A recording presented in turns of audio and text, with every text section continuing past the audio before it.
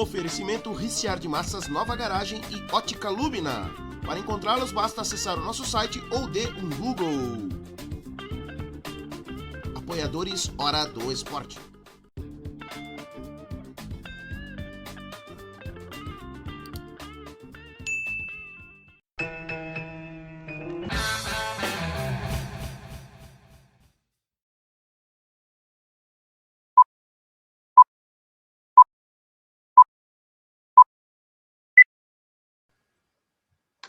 Salve, salve, meus queridos ouvintes e telespectadores do Hora do Esporte. Mais uma segunda-feira, 15 de fevereiro, 18 horas. Estamos aqui unidos com a banca mais importante aí da web para falar de esportes. Eu começo apresentando a nossa novidade, né? O nosso querido amigo que já participou aqui conosco e parece que vai participar mais vezes. Bom dia, boa tarde, boa noite, meu querido William Sopa. Seja bem-vindo! Fala, galera, saudações. Franzini, prazer imenso estar fazendo parte da equipe aí agora em definitivo, como diria Galvão Bueno, e espero poder agregar aqui com vocês e resenhar bastante. Vamos embora. Bora, vamos que vamos. Bom dia, boa tarde, boa noite, meu querido Sérgio Biratã. Seja bem-vindo! Bom dia, boa tarde, boa noite. Rogério Glauco Sopa, seja bem-vindo. E aos nossos colegas ausentes também, né? Ao Kaká, o Osmar, o Elian, e a todos que nos acompanham aí pelo Hora do Esporte. Tudo de bom. Ótima semana, ótimo carnaval para todo mundo. Tá certo. Meu querido Glauco Silveira, bom dia, boa tarde, boa noite. Seja bem-vindo diretamente de Florianópolis para a terra de Curitiba através da web, né? Para o mundo todo. Bom dia, boa tarde, boa noite, Rogério, Sérgio, Sopa. Não é um bom dia, uma boa tarde, uma boa noite, porque é triste para o futebol paranaense a queda, em definitivo, do Curitiba para a Série B. Isso, o futebol paranaense perde muito um time tão grande como o Curitiba numa situação como essa. É vero, meu amigo. E o Paraná na Série C, né? Então, isso acaba deixando um quadro aí diante da situação esperada essa situação. Hoje um pouco a palavra do Osmar Silveira aqui em vídeo novamente, e o Osmar ele deve ter dado uma captada um pouco mais profunda a respeito dessa situação que ele já vinha antecipando desde o meio da temporada para frente, né? Mas vamos começar aqui falando a respeito dos times do Paranaense. Vocês têm alguma informação aí a respeito dos estaduais? Como é que estão os times a nível de Brasil, os campeonatos? Sérgio lá com o Nordeste, você aí com Santa Catarina, Glauco Sopa aqui com o Paraná. Vocês têm alguma notícia a respeito dos estaduais? Eu só sei que começa o do Paraná dia 28 de fevereiro, mas eu não estou sabendo situações de times, técnicos, etc. Alguma informação que a gente possa adicionar ao nosso ouvinte e ao nosso telespectador? Podem começar por aí? Podem começar. Eu sei que tinha informação de técnico do Atlético Paranaense, né? Tragam. O técnico do Atlético vai ser o Antônio, o português. E foi confirmado que ele vai ser o técnico do Atlético no Paranaense. Essa é a única informação que eu tenho, que na verdade eu ouvi hoje durante o jogo. A respeito de elenco, vocês sabem de alguma mudança, Glauco? Time, jogadores da base, como é que vai ficar a situação do Atlético para o Paranaense? Não estou sabendo ainda sobre nada disso em relação ao Atlético, né? Eu estou aqui... No Paranaense vai ter um atacante bem polêmico, né? O Bernardo, aquele que era do Vasco da Gama, não sei se vocês lembram, que tentou suicídio. O pequenininho, isso, que tentou suicídio depois de uma situação de agressão em casa, né? Uma briga com a esposa. Ele acertou com o Rio Branco de Paranaguá. Vai reforçar. O Rio Branco está contratando 4 jogadores do Atlético, mais o Bernardo, está mexendo no elenco. Vamos ver o que é que o Leão da Estradinha quer chegar junto. O Leão da Estradinha, exatamente. O que é que vai aprontar no campeonato. E com relação ao Nordeste... Para Paranaense é bom, né? Com relação ao Nordeste, é aquilo que eu tinha falado para vocês. Campeonato estadual já é uma coisa muito precária, né? No Nordeste é mais ainda. E sem torcida, vai ser né? Se começarem e finalizarem, já é um sucesso, já vai ser uma vitória. Entendeu? Mas é muito complicada a situação de um paranaense, principalmente no Nordeste, sem a presença do torcedor nos estádios. Isso Do Paranaense no Nordeste, não, né? Do campeonato estadual no Nordeste. do campeonato estadual nos estados do Nordeste, né? Aqui em Santa Catarina, o campeonato estreia no dia 24, com o Próspera contra o Joinville, no 24 de fevereiro, né? Agora. O Figueirense, na quinta, no dia 25, enfrenta o Metropolitano, a Chapecoense enfrenta o Concórdia, e o Avaí, cadê o Avaí? E o Avaí enfrenta o Juventus, na quarta-feira, 8h30 da noite. São então, quantos times? Os times que vão participar desse campeonato é o Próspera, Joinville, Avaí, Juventus, Figueirense, Metropolitano, Marcílio Dias, Brusque, Criciúma, Hercílio Luz, Concórdia, Chapecoense. São 12 times. Também. Beleza. Para o nosso estadual aqui, São 12 também, né? 12 times, 2 semaninhas para começar, né? Dia 28 tem rodadaça aí, a partir das 4 da tarde, todos os jogos no mesmo horário. Para o trio de ferro, Coritiba e Cascavel, Couto Pereira. Cascavel recebe o Paraná Clube e o Atlético Paranaense vai até Cianorte para enfrentar o Cianorte. Aí vamos ver o que vai ser, né, do trio de ferro aí, e principalmente muitos olhos voltados para o Paraná Clube nesse ano, porque teve toda essa queda até a Série C do Campeonato Brasileiro, já tinha problemas financeiros, o fantasma Thiago Neves voltou a assombrar os bastidores do Paraná Clube, e mais uma pessoa aparecendo querendo dinheiro relativo àquela venda lá de trás do Thiago Neves. Então, vamos ver se o Paraná Clube não vai seguir o rumo da Portuguesa de São Paulo, né? O descenso da Portuguesa foi até a morte, né? Para não virar caneca, né, Glauco? Viu, Rogério, aqui a forma do campeonato vai ser a mesma do ano passado, é um turno, cada um se enfrenta entre eles, os 4 primeiros. Aí nós lembro que o campeão do estadual foi o Brusque.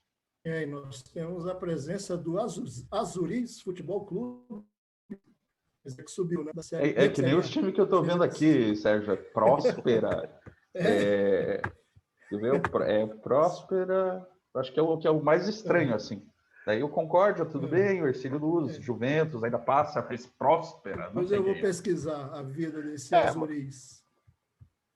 O legal, o interessante disso tudo é que esses times que estão figurando no estadual, pode ser que daqui a um tempo esteja aí na série B, na série A, né? Ou então sumam, né?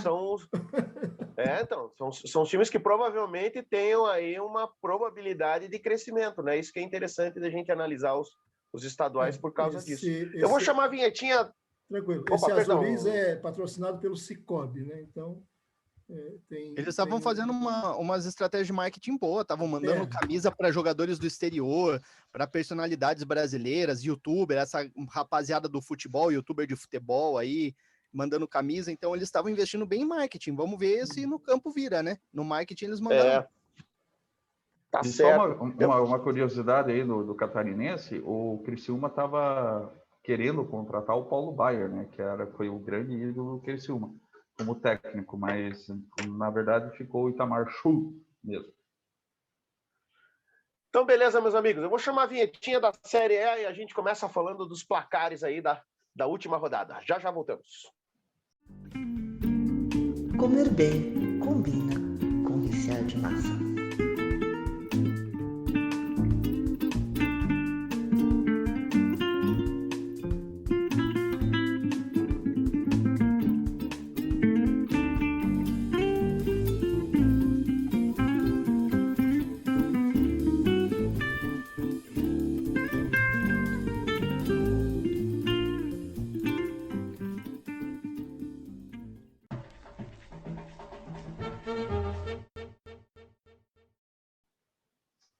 Voltamos, começando a rodada de número 36, dia 14 de fevereiro, quarta-feira, com os resultados de Goiás 2, Botafogo 0, Atlético Mineiro 1, Bahia 1. Um empate aí que não ficou meio atravessado na garganta do Atlético Mineiro, hein, Sérgio? Pois é, o Sampaoli não gostou nada esse jogo disso. contra o Bahia. Mas é aquilo, o Bahia tentando, né, tentando respirar. Tentando sobreviver à Série A, né? Agora o resultado aqui que eu quero trocar uma ideia com vocês na mesa aí. Santos 2, Curitiba 0. Definitivamente aí a queda do Curitiba instaurada através desse resultado. Nenhuma esperança de mudança para o Curitiba. Bom, de acordo com o que eu vinha falando, inclusive, que o Osmar veio no meio do campeonato, citando a quantidade de troca de técnicos, a administração do Curitiba, o problema na eleição da nova diretoria, que atrasou basicamente um mês, e segundo o Osmar, se a providência tomada no Coxa nos últimos 50, 40 dias tivesse sido tomada em tempo, da eleição em tempo certo, pode ser que o Coxa tivesse uma esperança de mudar seus resultados, porque o Morínigo veio trazendo aí alguns jogos com empate do Coxa e alguns resultados, vamos dizer assim, não maravilhosos, mas melhores do que o Curitiba vinha tendo. Qual que é a opinião de vocês a respeito dessa queda? É merecida? O Coxa realmente precisa estruturar seu time, estruturar seu quadro? Como é que funciona na cabeça de vocês aí a queda do Curitiba? Por favor, meus amigos. Olha, eu penso da seguinte forma, assim, o Atlético, quando deu essa guinada, né, da era Petralha, foi depois de uma goleada sofrida contra o próprio Curitiba de 5-0. O que o Curitiba precisa fazer para voltar a ser um grande time é começar a reestruturar desde baixo. Tudo. Agora parar, sentar, o que não presta realmente jogar fora e começar um trabalho novo, completamente novo. O que aconteceu com o Atlético, pegando o Atlético como exemplo. O Petralha, quando entrou no Atlético, ele disse que o Atlético seria campeão brasileiro em 10 anos. Foi em 6. Em 6? Foi em 6 anos. O Atlético foi campeão brasileiro. Quando o Petralha assumiu. Alguém dentro do Curitiba tem que pegar a bola como o Petralha pegou no Atlético. E mudar tudo. E não ter medo de mudar. Se você tiver medo de mudar, se você ficar com receio de fazer qualquer coisa, o time não vai para frente. O Curitiba precisa de uma mudança séria e imediata. E não vai ter um resultado. Só vai ter um trabalho a longo prazo. É isso que precisa. Mas um trabalho sério. Bom, eu acho que um time que contrata Ricardo Oliveira, eu falei isso na outra parte. Mas vamos lá. Então vamos retomar a consideração, né? O conceito de estratégia, como diria o Capitão Nascimento. Qual que é a estratégia do Coxa? Volta lá atrás. Acabou o campeonato de 2019, vai começar a temporada de 2020. Você vê quem está subindo, pega aí o que a galera está investindo, Red Bull, Bragantino, etc, etc. Você fala, Coxa vai brigar por Sul-Americana, por Libertadores? Vai brigar por alguma coisa? Vai brigar para não cair. A gente sabe disso. Vamos montar um time. Muralha no gol e várias vezes titular no lugar do Wilson, Mailton, Natanael, Rodolfo, Sabino também não é aquelas coisas, esforçado, mas não é um grande jogador. Matheus Bebetinho, pega aí o Ricardo Oliveira, depois do erro do Sassá, né? Já tinha sido um baita de um erro. Rafinha já sem joelho, Neilton Neymarzinho, fadado ao fracasso. O Coxa tá pagando pelas escolhas. E o que eu fico com dó, acho que é um detalhe interessante de pontuar, porque essa temporada teve eleição para o Coxa. O novo presidente, que não tem culpa nenhuma do que aconteceu, vai dar. Foi o Coxa rebaixado. A história dele, baixamente, que a culpa é do outro. Mas quando forem buscar na história do Coxa lá na frente, quem que era o presidente do rebaixamento, nenhuma.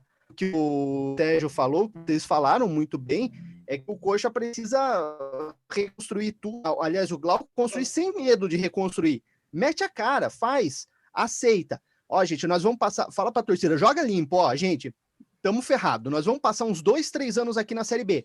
Vamos lutar com dignidade para subir, se não subir, acontece. Mas a hora que a gente subir sustentável. A gente sobe para ficar. Porque se o Coxa não se reconstruir, o Coxa vai caminhar para ser um Paraná Clube daqui a alguns tempos. Isso é inevitável. Como o futebol paranaense, o Atlético vai agregar para si todo o futebol da capital, né, como a grande força da capital, ele vai puxar para si todo o protagonismo. Para o futebol paranaense vai ser terrível, já vai ser um ano terrível com Série B e Série C do... Ainda está tranquilo de resolver, aí a situação vai se complicar de vez. Mas o resultado dessa ópera do Curitiba, como é o resumo do futebol brasileiro, é a questão de você querer saídas fáceis, né? Os times só procuram saídas fáceis, né? Ou você demite técnico, sempre é aquela coisa, vamos resolver da melhor Traz um maneira medalhão. mais fácil possível. E o resultado é esse. Complicado, né, galera? Vamos fazer o seguinte, vamos ouvir a opinião do nosso querido Osmar Silveira, que gravou um videozinho para falar sobre o Coxa aí. Já voltamos. Alô, meu amigo espectador do Hora do Esporte. Alô, meus companheiros de programa. Vou aqui falar. Bom, antes de mais nada, é consumada a queda. Mas qualquer coxa branca consciente, qualquer torcedor do Curitiba que tivesse um mínimo de consciência saberia que isso era uma coisa esperada. Não foi agora, não foi sábado contra o Santos que o Curitiba caiu, não foi... o Curitiba caiu quando começou o campeonato. Lá atrás, lá antes da primeira rodada, o Curitiba já era o maior candidato a cair. O Botafogo que passou o Curitiba, lógico, né? Porque na minha ótica de futebol, aliás, na minha ótica de qualquer esporte, quem entra para empatar é candidato a perder. Quem entra para não cair é o primeiro candidato a cair. Esse foi o erro principal daquela diretoria, daquela nefasta, daquela catastrófica gestão do Samir Namur. Foi a perspectiva da queda, o apequenamento da instituição Curitiba. Isso foi desde o início. A gestão do Samir, uma gestão que apequenou o Curitiba o tempo todo, tornou o Curitiba de protagonista um coadjuvante sem importância alguma. E coadjuvantes sem importância alguma é que entram em qualquer campeonato, em qualquer disputa, apenas para participar, para não conseguir com objetivos pequenos. O objetivo do Curitiba nesse ano era tão pequeno que nem esse ele conseguiu chegar, ele conseguiu encontrar. Terrível, realmente foi terrível, né? A diretoria vendeu a ideia que o Curitiba era pequeno e só entraria para não cair. Os jogadores, na figura do maior ídolo, compraram essa ideia, e tanto que eles entraram apenas para não perder mesmo, para não cair, e a torcida acabou comprando essa ideia também, de que o Curitiba era um time totalmente sem condições de brigar por nada. O erro está mostrado agora. Times que não tinham condições de brigar por nada, times com a mesma amplitude técnica que o Curitiba tem, vai muito longe. Goiás, Fortaleza, Sport, são times pífios, sabe? São times pífios. E, entretanto, estão brigando. O Goiás ainda briga para sair, com boas possibilidades, inclusive de sair da zona de rebaixamento. O Sport livrou-se. O Sport com um time fraquíssimo, né? Livrou-se. Fortaleza com um time fraquíssimo. E livrou-se. E não vão mais muito longe. Nem os times que estão acima deles têm demonstrado uma capacidade técnica muito grande. O próprio Atlético é um time bem singelo. Consegue algumas vitórias, mas é um time singelo mesmo, não é nada espetacular. Então, quando você entra com um objetivo pequeno, você encontra isso, a coisa pequena. E foi isso que aconteceu com o Curitiba nesse ano, infelizmente para a sua torcida. A esperança? Tem esperança sim. Primeiro, Folador, terra arrasada. Agora não tem mais jeito. Não Tem jogadores que estão nessa equipe do Curitiba que não tem a menor condição de serem profissionais de futebol. Tá? Para apontar assim por cima, são muitos, mas dá para apontar Iansassi, Dondesani, o próprio Sarrafiore,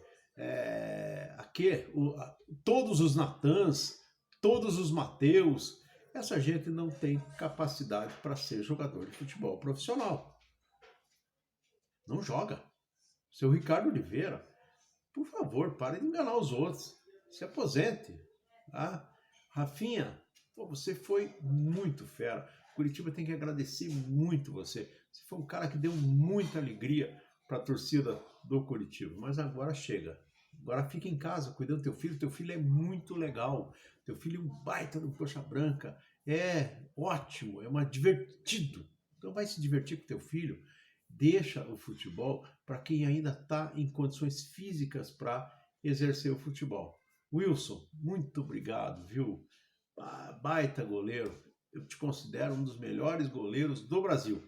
Mas você já não tem mais história para contar aqui. Tudo que você tinha que contar, você já contou. Tudo bem? Você está com o contrato renovado? Mas estava na hora de você buscar o teu outro caminho e abrir espaço para um novo Curitiba.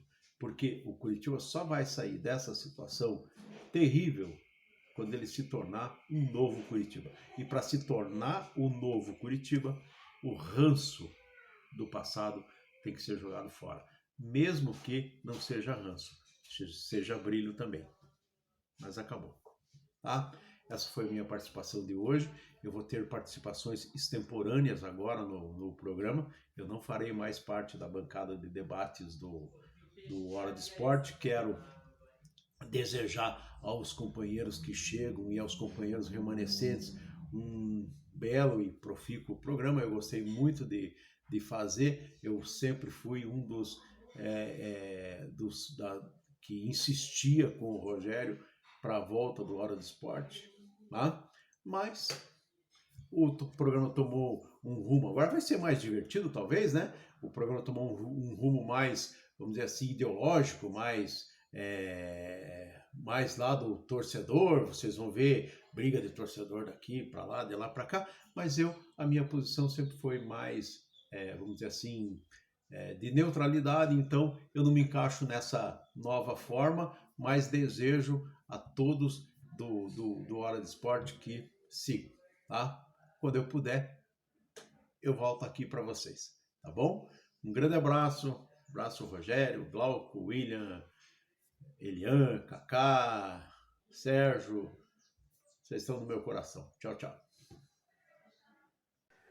Voltamos agora falando dos jogos do dia 15, no domingo, 15 de fevereiro. Flamengo 2, Corinthians 1. E daí, Sopa? Como é que fica esse jogão do Flamengo aí? Olha, do Corinthians, no momento que o Corinthians está subindo de volta, né? Não é fácil, são os dois maiores do Brasil.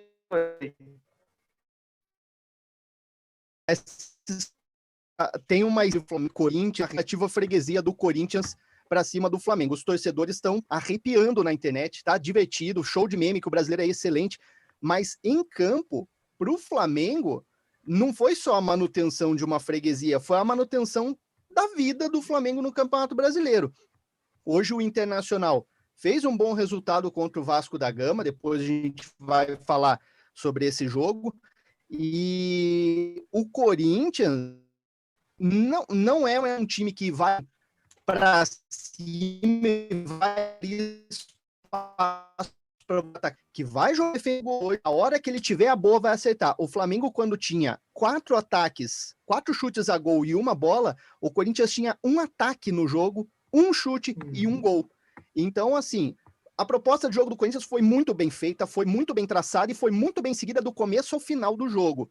O Flamengo ainda sofre oscilações de um elenco que às vezes dá a entender que quer muito, mas em outros momentos parece que se desliga dentro do jogo. Um treinador que um dia vai ser um grande treinador, o Rogério Ceni um dia vai ser um dos grandes treinadores do futebol brasileiro, quiçá mundial. Ele tem conhecimento, ele tem talento, mas ele é inexperiente e ele peca pelos erros de sempre. Vitinho o Vitinho continua sendo o 12º homem dele. O Michael continua entrando em campo. Então, assim, é um jogo divertido, um jogo para quem tá brigando por título, no caso da torcida do Flamengo, de assistir com o coração na mão, com a tela dividida, assistindo o jogo do Internacional com o Vasco. Flamenguista torcendo pro Vasco hoje, tá? E pro corintiano é a esperança de subir um pouquinho mais. O Corinthians agora, com 49 pontos, 10ª colocação, não tá morto. O Corinthians ainda pode beliscar, a gente tende a ter um G8, o Corinthians pode beliscar alguma coisa melhor até nos próximos 2 jogos. Inclusive é o último jogo do Internacional, se não me falha a memória. Depois de enfrentar o Flamengo, o Inter pega o Corinthians. Então, o Corinthians não tá morto nessa briga. Hoje eles traçaram uma meta e eles fizeram a meta muito bem. O Flamengo achou essa vitória num gol que 3 minutos de vai para desvendar. O Corinthians conseguiu segurar o Flamengo. Nós temos isso que eu ia perguntar. Santos e Corinthians no meio da semana também, né? Que eles têm um jogo a menos. Eles têm um jogo a menos, né? Eu achei que não tinha, eu achei que estava impedido. Eu acho que a leitura do VAR foi meio equivocada, não sei. É o que eu percebo, né? Teve uma imagem aérea depois que mostra certinho quando o Everton Ribeiro entra na área, depois do rebote do goleiro, e dá na bola. A bola tá meio metro na frente do Gabigol. Mas, assim, é uma coisa que um passo a mais que o Gabigol tivesse para frente, ele ia estar impedido, mas foi... Não à toa, levou 3 minutos, né, a decisão ali, porque não foi fácil. Foram 2 jogadas. Foi do chute do Bruno Henrique pro rebote pro Everton Ribeiro, para ver se o Fábio Santos, um pezinho que dava condição para ele, um pezinho um pouco mais para cá, e depois traçar a linha para ver se o joelho do Gabigol estava na frente ou não. 3 horas de VAR para variar, né? O nosso VAR sempre muito ágil, Parece que eles não conhecem, né, o programa que é utilizado na Premier League, né? Não, o VAR foi inventado no Brasil. O primeiro lugar do mundo que está tendo VAR é o Brasil. Então, a gente está conhecendo tudo do zero. É um absurdo. Eu assisto muito futebol americano. E o Vasco teve problema com o VAR, né? Teve problema com o VAR. Teve um VAR descalibrado lá. É uma história daquelas, né? Daquelas. Essa altura do campeonato. Mas o que eu ia dizendo, o futebol americano tem um VAR milimétrico, inches, que eles falam, polegadas, e se resolve em 1/3 do tempo. No Premier League. É o caso da Premier League. Tênis. O tênis tem VAR, o vôlei tem VAR faz tanto tempo, e a gente continua parando 4, 5 minutos, às vezes, um jogo, para ver um lance, que não é interpretativo. É regra clara. Física. Exato. E tivemos aí também Vasco, já que estava falando desse jogo, Vasco da Gama 0, Internacional 2. Bom para o Internacional, né? Chega mais para frente, se distancia um pouquinho mais. E nesse momento é só o Flamengo que pode alcançar, né? Não distancia tanto, porque está 1 ponto só na frente do Flamengo, né? Então, não... mas o único que pode chegar junto ali nesse momento é o Flamengo, né? O São Paulo, apesar de ter ganho o jogo agora aí do Grêmio, ele ainda tá meio longe de chegar junto lá, mas eu acho que o Flamengo ainda tem a possibilidade de papar esse brasileiro, hein, Sopa? Será que não? É na próxima rodada, né? A próxima rodada é Flamengo Internacional no Maracanã. É um jogo que a gente passou o ano inteiro, eu odeio esse termo, final antecipada. Tá na rodada do campeonato. Aliás, primeira rodada, abre o campeonato, Flamengo e Atlético Mineiro. São Paulo um lado, Domenech Torrent do outro. Primeira rodada. Aqui, gente, estamos tendo uma final antecipada, os times que vão brigar pelo... Pelo amor de Deus, gente, primeira rodada. Agora a gente vai ter uma final. O que acontecer no domingo pode ou não resolver o campeonato. Se der o Inter, acabou o campeonato. Se der Flamengo, a gente espera a próxima rodada. Internacional pegando o Corinthians e o Flamengo pegando o São Paulo, de quem o Flamengo é muito freguês, apanhou esse ano, e que dessa série do Flamengo é o jogo mais difícil, na minha opinião, porque o São Paulo pode chegar lá no último jogo dependendo de uma vitória para estar ali no G4. Então o São Paulo ainda tem coisa para brigar também, né? Também é importante para o São Paulo esse jogo. Domingo que vem a gente tem a definição, se der Inter, se não der, vamos ter emoções fortes. Lembrando que a história do São Paulo sobre o ontem foi a primeira São Paulo Tinha certo. ganhado ainda em 2021. Em 2021, né? Tá estranho, né? Porque a gente sempre acaba o ano com o futebol, né? Então a gente vai Pois acabar o ano. é. Aliás, voltando à Tem que se questão. reprogramar. Voltando à O questão Curitiba do- caiu esse ano, mas ele disputa esse ano ainda. Pode voltar esse ano ainda. E esquecer o que aconteceu, passa o pano quente ali por cima e esquece o que aconteceu, finge que não caiu. Mas a gente vai ter emoções fortes ainda. O São Paulo está nessa briga pela terceira colocação, queira ou não. Essa definição do Sampaoli que não se fica importante para o Atlético Mineiro, o Sampaoli ficar para fazer um trabalho de médio prazo e ver aí sim o que ele pode entregar. É um campeonato que está bem divertido e que tende a ter G8, né? Tendo o Grêmio ali dentro, a gente tende a ter um G8, que muda a configuração para trás na tabela também. É um campeonato... Para mim, o Atlético no primeiro tempo foi horrível. No segundo tempo entrou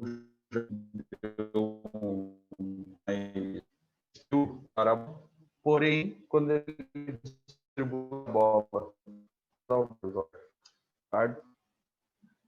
o negócio não ia. Eu não sei, mas eu tenho para mim que o Carlos Eduardo, quem gerencia o contrato do Carlos Eduardo, é o Paulo Autuori. Porque é impossível manter o Carlos Eduardo no time. O Carlos Eduardo é uma naba. Ele é muito ruim. Ele não acerta nada. Mas ele mantém. Ele tirou o Kaiser, ele colocou o Jackson. Quando ele ia colocar o Walter no final do jogo, estava 1-1 o jogo, ele ia colocar o Walter para ver se fazia alguma coisa, faltando 10 minutos faltavam. Todo mundo acreditava que ele ia tirar o Carlos Eduardo. Não, ele não tirou o cara. Ele perdeu a torta e direito. Essa vitória caiu no Atlético. Não era um jogo para ganhar. O Atlético não merecia ganhar do Atlético. Então, assim, tenho para mim que alguém muito forte dentro do Atlético mantém esse cara. Vamos falar de Palmeiras 3, Fortaleza 0, meu amigo Sérgio. Péssimo para o Fortaleza esse resultado? Péssimo Fortaleza, antecipando aquilo que eu falei semana passada, né? O Fortaleza é um candidataço à Série B. E aí veio o Palmeiras, depois precisou do primeiro tempo, na verdade, né? Para fazer o placar. Não fez mais por conta do goleiro do Fortaleza. Enfim, Fortaleza vai para a Série B, vai ser igual aqui o Paranaense. O Ceará vai viver um 2021 semelhante ao nosso aqui. Os rivais, um na Série B, o outro na Série A. O Fortaleza na Série B e o Vovô na Série A, fazendo uma bela campanha. Mas, Sérgio, o Fortaleza ainda está bem longe da zona. Cara, é que o Fortaleza ele não tem uma regularidade, né, Glauco? O Fortaleza ele não dá essa segurança. Eu não vejo o Fortaleza. Eu acho muito mais provável o Bahia, né, se safar do rebaixamento do que o Fortaleza. Isso é uma coisa que eu vejo no jogo do Fortaleza. Ele é muito frágil, ele é muito sem. Ele não dá essa certeza, essa garantia ao torcedor de que se mantém. Eu, pelo menos, vejo não vai se manter na Série A. A saída do Ceni desestabilizou o Fortaleza, porque o Fortaleza vinha super bem, né? Depois que o Ceni saiu... Pela segunda vez, né? Burrice do cara. Ele estava super estabilizado, faz carreira lá, era ídolo. Que técnico que tem bandeirão? Torcida cantar o nome do técnico, acontece. Agora, o cara tem um bandeirão, fica lá, cara. Casa com o Fortaleza, faz carreira. Casa, comida e roupa lavada. Nossa, tudo dado. Ele fez uma baita estrutura, inclusive no Ceará lá também, não foi, Sérgio? O Ceará, né? Principalmente a passagem dele no Ceará.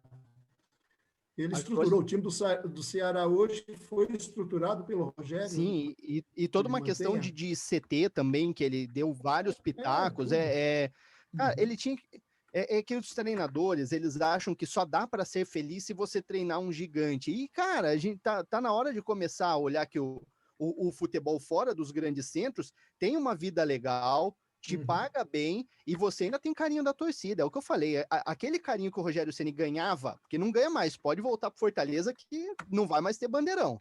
Acabou. Acabou, o amor acabou. Bom, agora amor. é relação profissional só. Com amor é mais caro, com beijo na boca vai ser mais caro. O Rogério Ceni perdeu, o Rogério Ceni jogou fora. Foi burro. E Vamos também, falar assim, só um detalhe, Rogério. O Palmeiras ganhou do Fortaleza.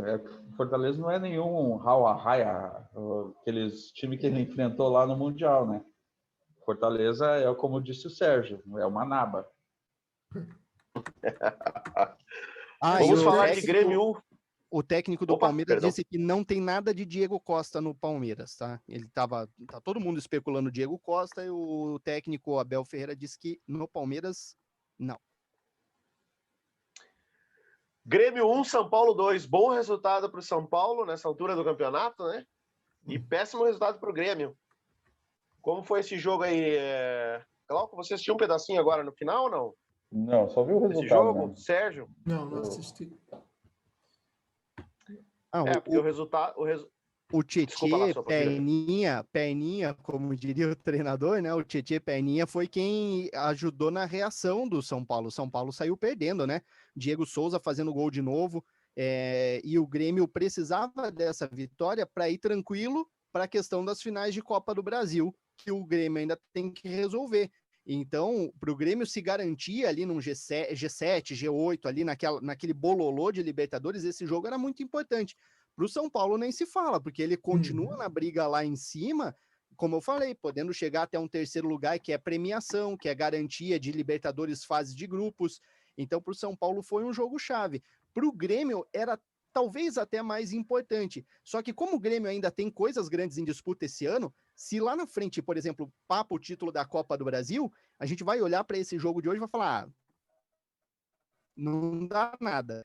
Agora, se perde a Copa do Brasil e esse jogo prejudica nessa cada de Libertadores de novo, aí esse jogo vai ser um jogo de 6 pontos que o Grêmio deixou escapar. O Grêmio hoje ele está 6 pontos à frente do Atlético, né? O Grêmio está em 7. Faltando e caindo, né? O futebol está caindo. Aí temos a rodada hoje com Ceará e Fluminense, Sport e Bragantino, é isso ainda? Prezados, queridos telespectadores, ouvintes do Hora do Esporte, como vocês puderam constatar durante a gravação hoje do nosso programa, nós sofremos com inúmeras instabilidades de internet, inúmeras instabilidades de queda.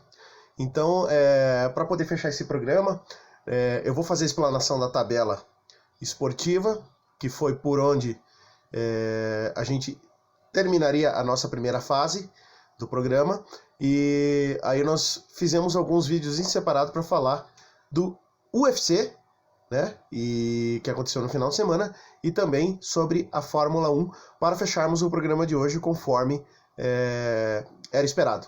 Pedimos desculpa para vocês, infelizmente a instabilidade da internet não depende de nós, depende do sistema, depende das empresas, depende dos fornecedores. Então, infelizmente, às vezes a gente sofre esse tipo de problema e atrapalha um pouco a nossa gravação.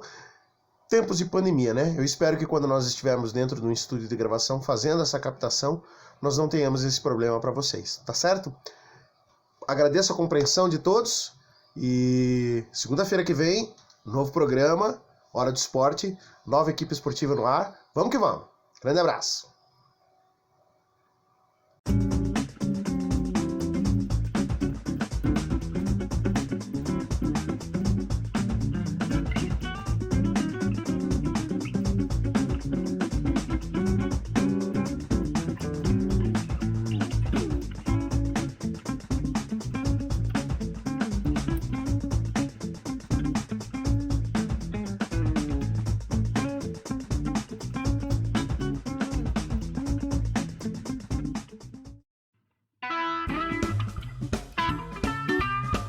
Seja bem-vindo à Nova Garagem, a melhor e mais completa loja de artigos vintage de Curitiba.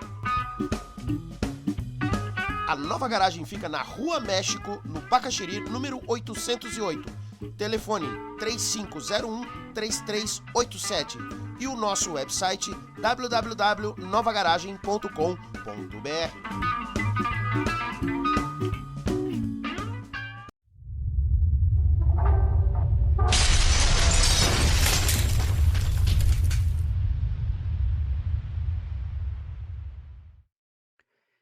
Bom, é isso aí, né? A gente teve nesse fim de semana o UFC, sempre muito divertido quando a gente tem o octógono movimentado, a gente ainda sente muita falta, né? Assistindo o UFC, a gente sente muita falta da torcida vibrando.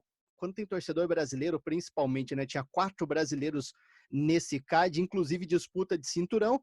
Foi uma noite terrível para os brasileiros, a única que comemorou, nós tivemos uma brasileira no octógono, a Poliana Viana contra a Mallory Martin, americana, e a Poliana conseguiu uma finalização que rendeu premiação, inclusive, né? Botou 130 mil reais no bolso aí com uma baita de uma finalização aos 3 minutos mais ou menos do very first round, como dizem, né? No primeiríssimo round, a Poliana conseguiu uma vitória importante. A gente teve derrota do Diego Lima pro Belal Muhammad, que fez ali uma luta por decisão unânime, foi um triplo 30-27, uma bela luta do Belal Muhammad contra o Diego Lima, que é um lutador brasileiro, digamos, em ascensão, mas já não é mais nenhum garoto, né? 31 anos aí, tá traçando sua trajetória dentro do UFC, e a gente sabe que as coisas no UFC estão complicadas, né? 2, 3 derrotas, por exemplo, ali já pode sacramentar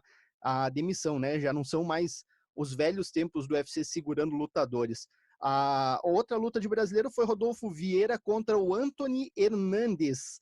E o Anthony Hernandes, vamos dizer assim, né, até achei um pouco sensacionalista da parte do combate, mas colocou que o Anthony Hernandes chocou o mundo.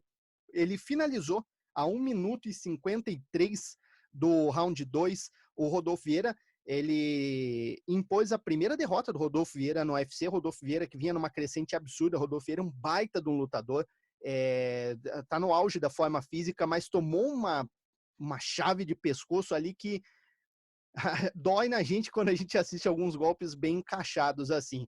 Outra luta de destaque, antes da gente falar duas lutas, né? Vamos falar das 3 primeiras lutas ali, os 3 principais do card desse fim de semana. Kevin Gastelum teve uma vitória muito importante por decisão unânime também contra o Ian Heinisch. O Kevin Gastelum, por que eu estou destacando ele? Porque ele é um lutador americano que fala português. Ele foi treinado pelo Rafael Cordeiro, ele é da Kings MMA. Rafael Cordeiro que treinou, preparou o Mike Tyson para essa luta de retorno do Mike Tyson, daquele evento que da outra vez eu já falei aqui. Tanto que o Rafael Cordeiro no corner, dando dicas e aquelas cantando as jogadas para o Kevin Gastelum em português, e ele entendendo perfeitamente. O Kevin Gastelum teve uma baita vitória, até o pessoal achou que o Ian ia passar por cima dele, uma questão de forma física. O Kevin Gastelum um pouco mais gordinho, o Ian Heinisch no shape, tentou algumas coisas, mas ele foi absolutamente dominado durante a luta toda. No co-main event, luta das meninas, a Maycee Barber contra Alexa Grasso, mexicana, o México que não tem nenhum título de UFC ainda, e ela está caminhando a passos largos para o título. Em casas de apostas, inclusive a Maycee Barber era apontada como favorita, apesar dela vir de uma lesão. Ela estava 1 ano sem lutar, ela tinha tido uma lesão muito grave no joelho.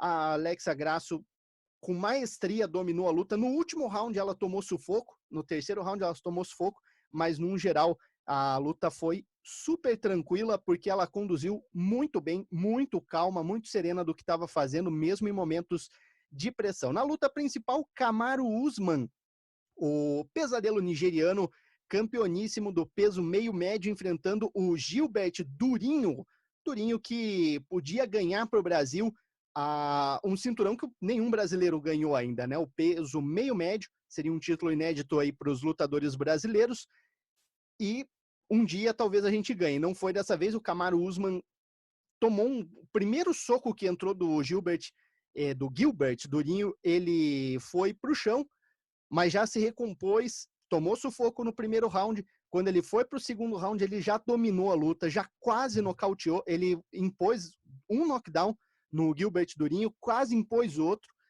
massacrou, lutou muito fácil. O segundo round terminou com o Gilbert Durinho absolutamente molenga já no octógono. E a primeira mão que entrou certeira, baixa guarda do Gilbert, ela entrou no queixo e aí esquece. Nem foi um cruzado, não foi um overhand, não foi um golpe muito potente. Mas a hora que o jab entrou, já foi pro chão. E aos 34 segundos do terceiro round, o Durinho, que vinha numa ascensão absurda, ele que subiu de categoria no UFC, para evitar problemas com queima de peso, aquele sofrimento todo que os lutadores têm, ele acabou vinha varrendo a categoria, ele subiu por acidente e estava varrendo a categoria do peso meio médio, mas a hora que ele chegou no Kamaru Usman, esquece, meu amigo, o campeão é campeão. Terceira defesa de cinturão no Kamaru Usman, e ele mostrou que ele é um dos melhores peso por peso do mundo. O Dana White afirmou, inclusive, na coletiva pós-luta, que o Kamaru Usman tem tudo para ser um dos maiores lutadores do mundo. Então, vamos ver aí qual vai ser o futuro do pesadelo nigeriano. E ele e o Gilbert Durinho, eles eram colegas de treino, eles são muito amigos. Então, antes da luta, eles estavam falando naqueles vídeos de apresentação como a sensação era estranha de enfrentar um amigo, mas negócios são negócios. Rolou até uma tretinha ali durante a luta, tava legal, mas depois da luta os dois se abraçaram, conversaram e tudo feito, né? Amigos, negócios à parte. E o Kamaru Usman, homem de negócios, levou o cinturão para casa, levou a grana e continua campeão do peso meio médio. Único título que nenhum lutador brasileiro conseguiu até agora. A gente torce para que o Gilbert Durinho Burns se recupere e quem sabe até consiga uma revanche, porque ele é o primeiro lugar do ranking. Numa dessas ele consegue uma revanche legal, mas neste momento essa categoria está dominada e eu acho que está muito seguro. Eu duvido que se acontecesse, se a próxima luta já fosse uma revanche, eu duvido muito que o desfecho fosse diferente. Talvez não fosse uma surra, né? Mas eu acho que o Kamaru Usman está um nível acima no shape, na movimentação, na forma com que os golpes entram. Ele, nesse momento, é superior ao brasileiro. A gente vai ficar na torcida para que o Gilbert Durinho Burns se recupere e volte com tudo o quanto antes. Beleza, galera? É isso. O UFC desse fim de semana foi divertido. Para quem gosta de luta, foi uma bela luta. A gente esperava um rendimento um pouquinho melhor dos brasileiros, mas faz parte, né? A luta, a gente sabe que ela é feita nos detalhes e ali sob pressão, esses caras às vezes cometem pequenos deslizes, como uma guarda um pouquinho aberta, como uma defesa de queda, uma defesa no jiu-jitsu mal feita e as coisas acabam saindo do controle, mas ainda assim são grandes guerreiros aí. A gente torce pela recuperação dos nossos brasileiros, especialmente no caso do Durinho, que é um prospecto de campeão que a gente tem que olhar com muitos bons olhos, porque é um dos lutadores mais promissores dentre os brasileiros em especial, beleza? Então, do UFC é isso, meu caro Rogério Franzini.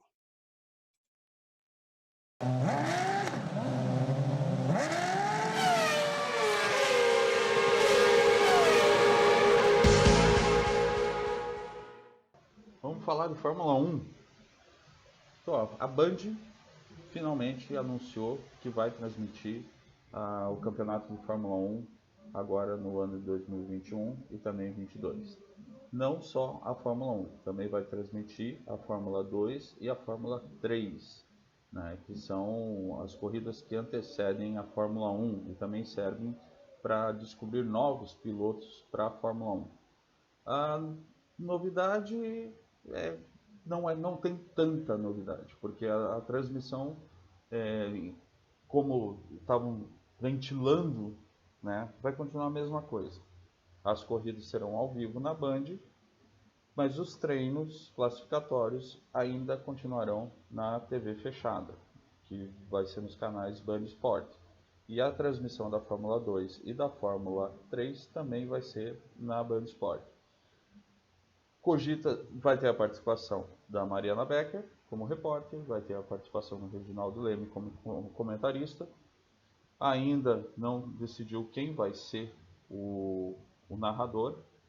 Cogita-se o Sérgio Maurício, também O Sérgio Maurício é o que tem mais chance de ser, mas o Sérgio Maurício é contratado da Sport TV, do Grupo Globo. Então, ainda não é certeza isso.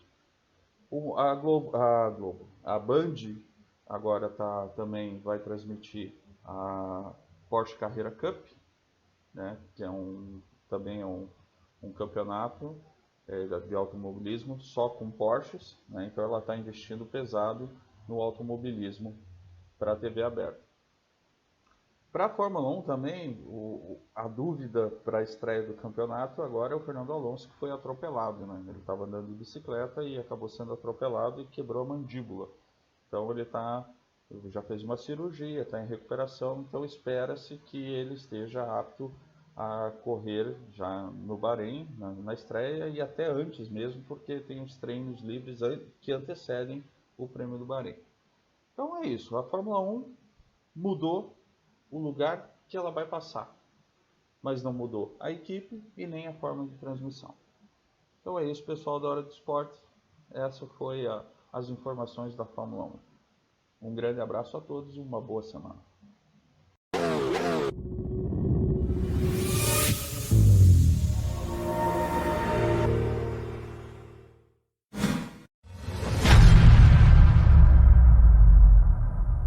Conheça a Ótica Lumina online.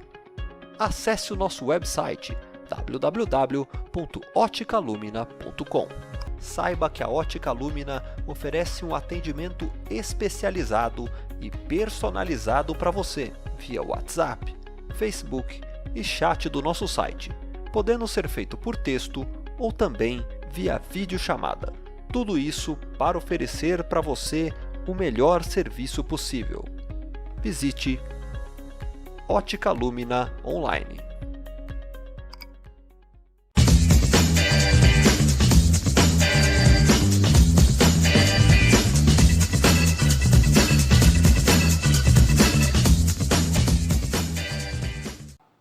Salve, salve galera do programa A Hora do Esporte. Tudo bem com vocês? Aqui é o Edinho Man do grupo Arte e Cultura de Curitiba, do Facebook, em mais um quadro indicação do nosso genial Rogério Franzini. E a música que eu vou estar indicando para vocês hoje é a música Mr. Loneliness, do artista Gustavo Weber.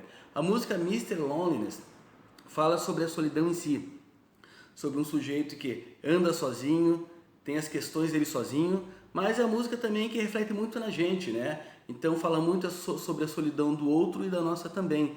E tem uma temática muito atual, pensando na letra da música, né? Tem uma hora que ele canta: estamos sós até que os tempos mudem, estamos sós. É uma bela canção, genial, né? Muito bem produzida, muito bem tocada, muito gostosa de se ouvir. O Gustavo Weber é um artista antigo de Curitiba, ele tem 2 CD solos lançados, tem outros trabalhos também, outros trabalhos com outras bandas, né? O estilo do Gustavo Weber é rock, MPB, mas tem algo mais. O que eu sinto ouvindo o Gustavo Weber assim, é sempre uma paz, uma reflexão. O som do Gustavo Weber faz a gente parar, pensar, ouvir e refletir. É muito bacana, conheçam. Aqui embaixo vai estar o link para a música Mr. Loneliness e outros links para vocês conhecerem mais sobre esse genial artista. A música Mr. Loneliness está no CD Dias de Outono de Gustavo Weber, né? Nesse CD. E essa música foi gravada por Gustavo Weber, voz e violão, Gabriel Teixeira, guitarra e contrabaixo e Boquinha na bateria. É isso daí, espero que tenham gostado. Quem puder se inscrever no canal do YouTube A Hora do Esporte e curtir os vídeos, nós agradecemos muito. Joia?